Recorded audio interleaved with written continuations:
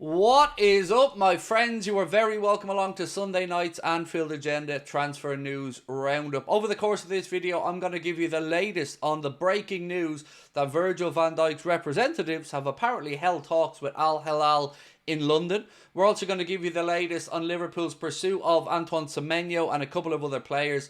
This video will probably be a little bit longer than the regular 8-minute news video because there is quite a bit for me to go through. So once you've watched it, feel free as always to let me know your thoughts in the comment section. Drop a like if you enjoy it, and of course don't forget to hit that subscribe button if you haven't done so. So as I've mentioned, there's lots for me to go through, so I'm going to get straight into it and give you some quotes from Harvey Elliott around the news that maybe he was up for sale at Liverpool, or at least with the news that he's not getting many minutes lately, and some speculation about his future. This is what Harvey Elliott has had to say about all of that speculation.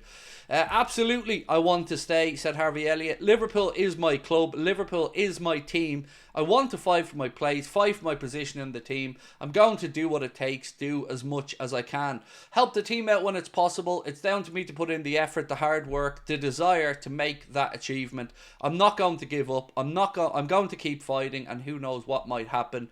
Next up, Elliott kept speaking, and he said, it's been a bit frustrating. At the same time, the team is winning games and doing really well. It's just friendly conversations of, is there anything I need to do to show you to get more game time? You're speaking here about speaking to Arne Slot. Is there anything I need to do on or work on specifically? He went on to say, we've had those conversations. It's not just me, it's the other lads in the team as well that maybe haven't played as much as they want, probably doing the same thing. I need to keep my head down, I need to keep working hard, and I need to help the team out.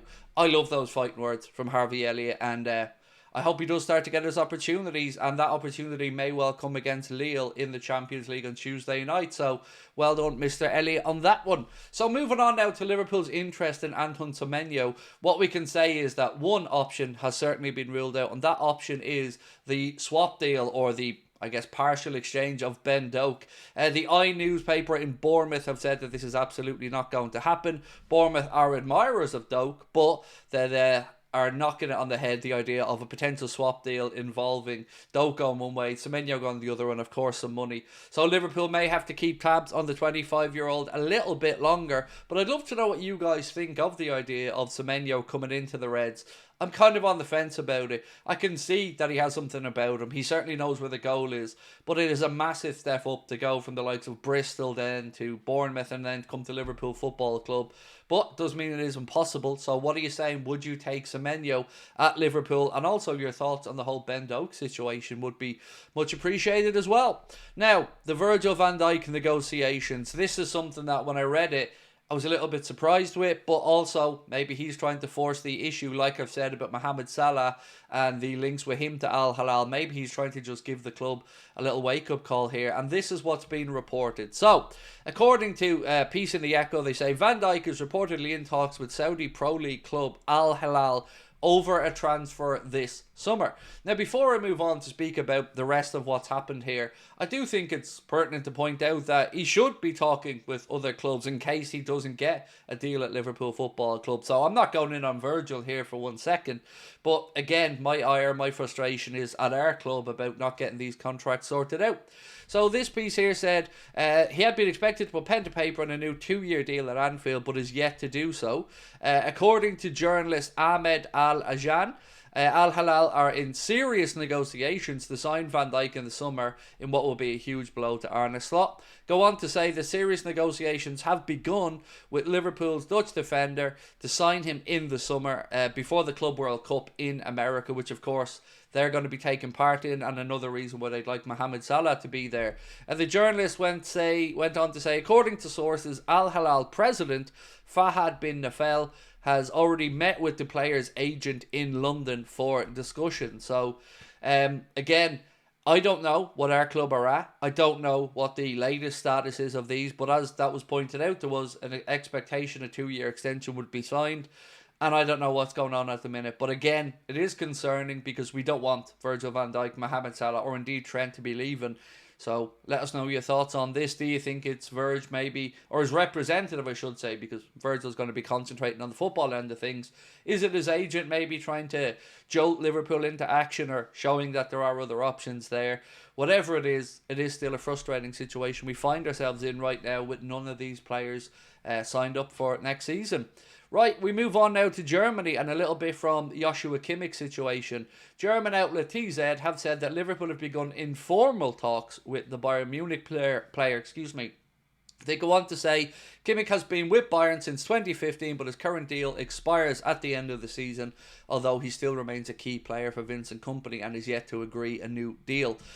I've never really seen this one happening, to be honest with you, the whole idea of Joshua Kimmich, because of the wages he's on and the fact with a free transfer he'd probably want to bump up in those wages, as well as, of course, the substantial signing on bonus. Add into the fact that he's 29, and you can see why this would be Liverpool maybe stepping outside their usual comfort bubble with regards to signings.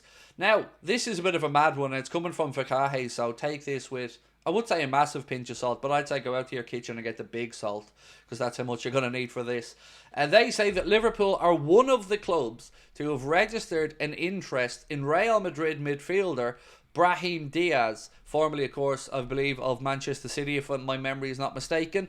Besides Liverpool, Borussia Dortmund and Bayern Munich are also interested in the 25-year-old, and he contracted to Real Madrid till 2027. So, again, your thoughts on that one, very much appreciated. I can't see it personally. I think this is just, once again, Madrid maybe leaking it out there for a player that they'd be happy to move on or cash in on. So, Kubo, we talked about him in last night's video, or this morning's video, I should say. And I want to go back and reiterate a conversation that he had, or an interview that he gave, I should say, where he speaks about Liverpool and how he's very fond of them. So, he has said, the team I find very interesting in terms of football right now is Liverpool, while speaking to Goal. When I watch them, I feel like, wow, what an amazing team. It's a little bit different from liking them. It's more like they're amazing. I really like them, Kubo added. Fast and skilled players like that. I think there are players like that on every team at a strong club. When I watch them, I think, wow, they're amazing. So I know a lot of people have liked the idea of Kubo potentially coming to Liverpool. Again, I would see this as a possibility if Mohamed Salah doesn't stay, but again, not really sure where we are with the whole of that situation.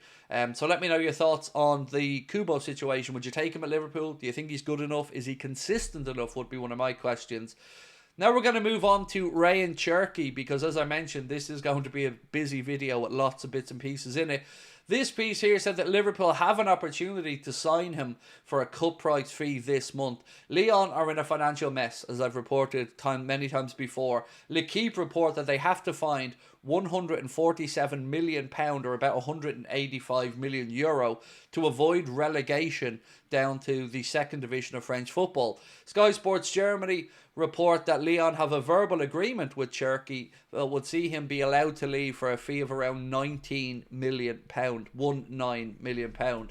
Again, you've seen Liverpool's name linked to Rayan Cherki for quite a while now, and it's an interesting one because age profile, talent, all there, but maybe this is one of those opportunistic signings we've seen before, because Lyon do need to sell, they need to free up money. And like I've said many times, I want to see our club leaning on those other clubs that find themselves in these financially perilous positions and flexing our financial muscle to maybe get some good deals. So, as I say here now, Sunday 19th of January, let's wait and see if anything happens there with Liverpool, Lyon and Rayan Cherki between now and February the 3rd, which is when the transfer window shuts.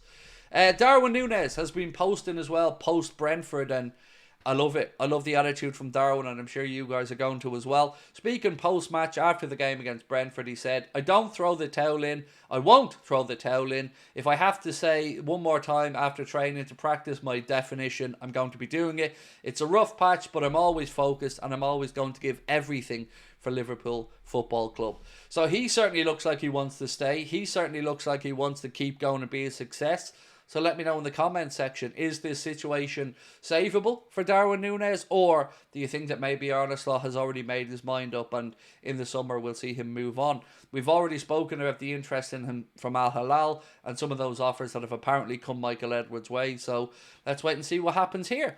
Now, just to finish up, a little bit of a light-hearted one. Colin Miller on X posted to say, if you combine Manchester United and Spurs points tallies, they would be level with Liverpool, although Liverpool still have a game in hand.